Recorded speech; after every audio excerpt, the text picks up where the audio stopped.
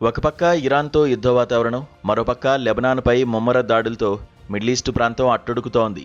ఇలాంటి అత్యంత కీలక సమయంలో ఇజ్రాయెల్ ప్రధానమంత్రి బెంజమిన్ నెతన్యాహు అకస్మాత్తుగా ఆసుపత్రిలో చేరడం ఇప్పుడు అంతర్జాతీయంగా పెను సంచలనం సృష్టిస్తోంది. అసలు ఇజ్రాయెల్ ప్రధానికి ఏమైందంటూ అటు ఆ దేశ ప్రజలతో పాటు ప్రపంచ దేశాలన్నీ ఆసక్తిగా గమనిస్తున్నాయి. ఈ నేపథ్యంలో నెతన్యాహు కార్యాలయం అధికారికంగా స్పందించింది. ప్రధానికి ఎలాంటి ప్రాణాంతక తీవ్రమైన అనారోగ్య సమస్యలు లేవని స్పష్టం చేసింది. జెరూసలేంలోని హదస్సా ఈన్ కెరెం మెడికల్ సెంటర్కు ఆయన కేవలం దంతాల సమస్య చికిత్స కోసమే వెళ్లారని, ప్రస్తుతం ఆయన వైద్యుల పర్యవేక్షణలోనే ఉన్నారని వెల్లడించింది. అయితే అది ఎలాంటి దంతాల సమస్య అనే విషయాన్ని మాత్రం గోప్యంగా ఉంచింది. కాగా నెతన్యాహు వయసు 76 సంవత్సరాలు. దాంతో వయసు సంబంధిత సమస్యల వల్లే ఆయన ఆసుపత్రి పాలయ్యారా అని ఆయన మద్దతుదారులు ఆందోళన చెందుతున్నారు. నిజానికి గత కొంతకాలంగా నెతన్యాహు ఆరోగ్యంపై ఇజ్రాయెల్ మీడియాలో రకరకాల ఊహాగానాలు, ప్రచారాలు సాగుతున్నాయి. ఆయన ఏదో దీర్ఘకాలిక వ్యాధితో బాధపడుతున్నారంటూ వార్తలు వస్తున్నాయి.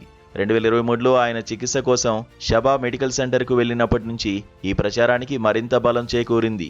నెతన్యాహుకి క్యాన్సర్ సోకిందని, అందుకే రహస్యంగా చికిత్స తీసుకుంటున్నారంటూ అప్పట్లో పెద్ద ఎత్తున వార్తలు హల్చల్ చేశాయి.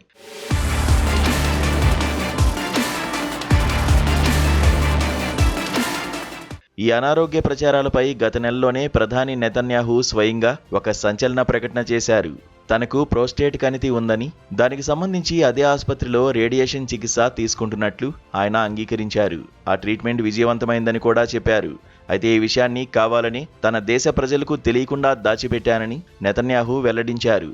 ఒకవేళ తన అనారోగ్యం గురించి తెలిస్తే శత్రు దేశమైన ఇరాన్ దాన్ని అడ్డం పెట్టుకుని తప్పుడు ప్రచారాలు చేస్తుందని, దేశాన్ని మానసికంగా దెబ్బతీస్తుందనే ఉద్దేశంతోనే యుద్ధ సమయంలో ఈ నిజాన్ని దాచాల్సి వచ్చిందని ఆయన వివరించారు.